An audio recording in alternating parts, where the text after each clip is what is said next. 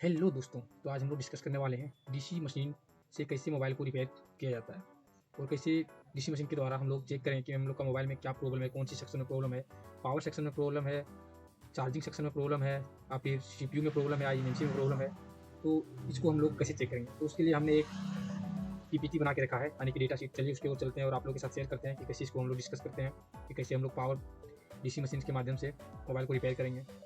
तो अब हम अपना पीपीटी ओपन कर चुके हैं और अब हम देखते हैं इसमें डीसी मशीन से कैसे हम मोबाइल को रिपेयर कर सकते हैं।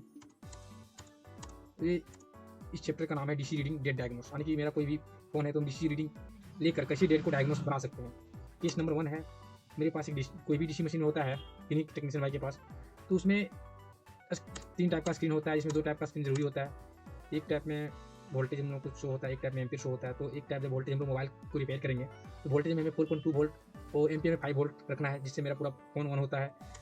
और मशीन ऑफ कंडीशन में हमें वोल्टेज मीटर पे 4.2 वोल्ट देखने को मिलेगा और एम्पियर मीटर पे 5.0 एम्पियर जब स्क्रीन ऑफ होगा, यानी कि डीसी मशीन ऑफ होगा। अगर डीसी मशीन ऑन है तो 4.2 वोल्ट वोल्टेज मीटर पे देखने को मिलेगा और एम्पियर मीटर पे 0.009001 वोल्ट जब मशीन ऑन होगा। उसके बाद जब हम लोग फ़ोन कनेक्ट करेंगे, फ़ोन को जब हम कनेक्ट करेंगे विथआउट पावर की प्रेस, ठीक, उसके बाद सिचुएशन 1 मेरा बनेगा वोल्टेज में 4.2 वोल्ट और एम्पियर 0.1 एम्पियर। अगर ये कंडीशन में रहा तो मेरा मोबाइल नॉर्मल कंडीशन में, यानी कि मेरे मोबाइल में कोई शॉर्टिंग नहीं है, किसी प्रकार का प्रॉब्लम नहीं है। सिचुएशन 2, अगर वोल्टेज पे 4.2 वोल्ट है और एम्पियर पे 5.000 एम्पियर कंज्यूम कर रहा है तो मेरा फोन शॉर्ट कंडीशन है, यानी कि फुल्ली पूरा तरीका से शॉर्ट है। और सिचुएशन नंबर 3 शो करता है कि 4.2 वोल्ट है और 0.xxx यानी कि 3 डिजिट का कोई शॉर्टिंग आ रहा है, एम्पियर कंज्यूम कर रहा है। उस कंडीशन में मेरा फोन हाफ शॉर्ट है।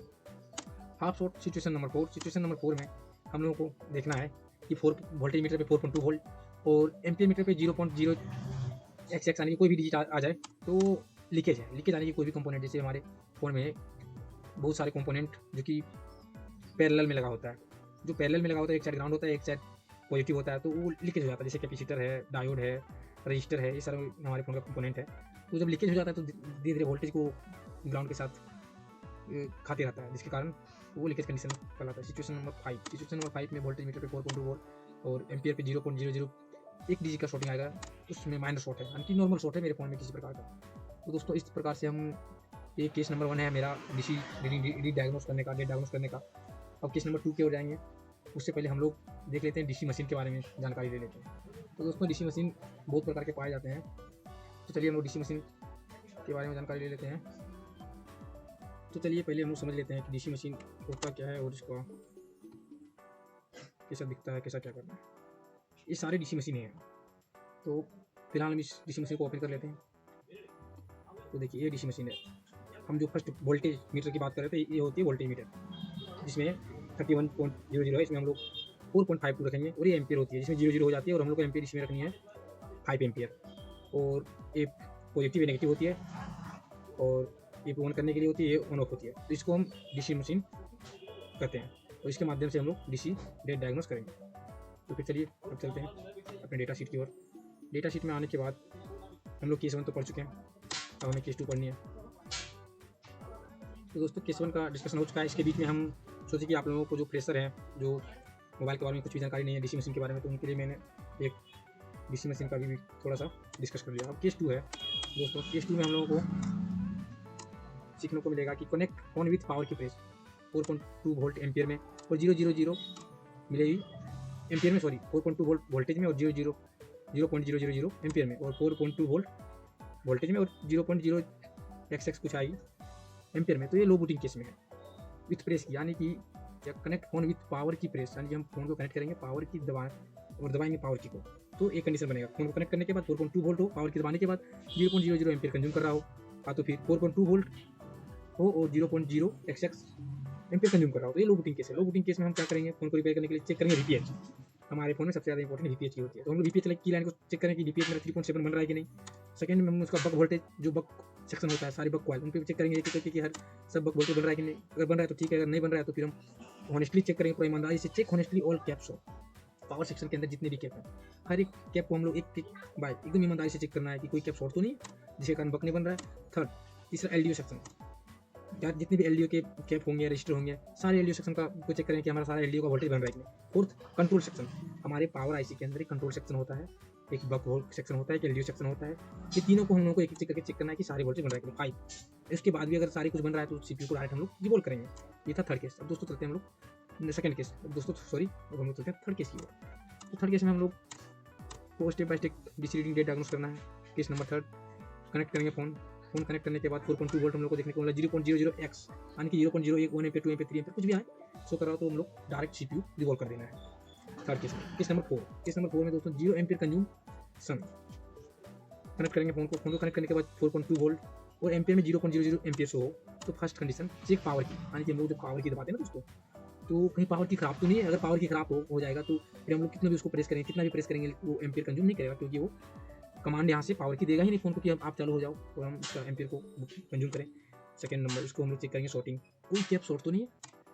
और third number VPH not working, हम लोगों का वीपीएच बन रहा है जो डीसी टू डीसी होता है। एक हमारे फोन में चार्जिंग आईसी होता है जो वीपीएच बनाने का काम करता है, उसको चेक करेंगे कि हमारे चार्जिंग आईसी के पास वीपीएच बन रहा है कि नहीं। फोर्थ नंबर वीवेट not properly connected DC to DC, जो चार्जिंग आईसी है उससे हमारी जो बैटरी कनेक्टर से चार्जिंग आईसी के बीच में जो ट्रैक जाता है वीवेट वाली लाइन वो प्रॉपर कनेक्ट नहीं है, बीच में हो सकता है वो कट गया हो, डिस्कनेक्ट हो गया हो, जिसके कारण वहाँ तक वो वोल्टेज आ ही नहीं रहा है, जिसके कारण एम्पीयर कंज्यूम नहीं कर रहा है। तो ये मेरा थर्ड केस था दोस्तों। अब चलिए हम लोग चलते हैं फोर्थ केस की ओर।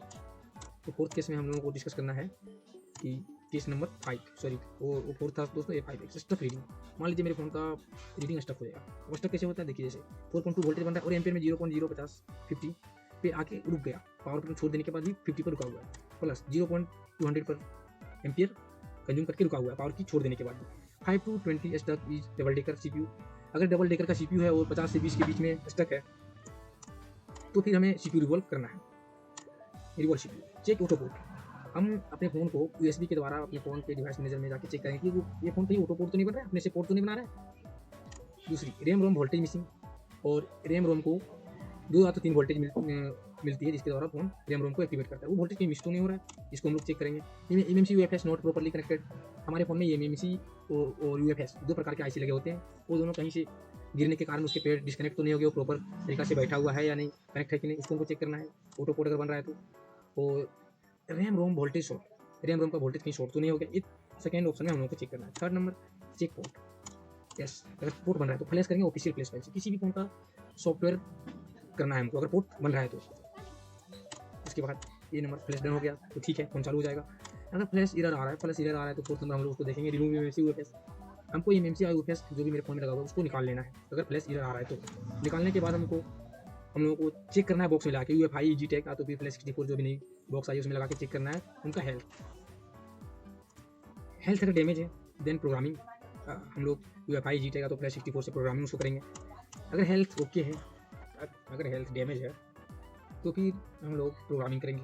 अगर हेल्थ ओके है तो फिर हम लोग को सीपीयू रिवॉल्व करना होगा जिससे हम लोग का फ़ोन ऑन हो जाएगा।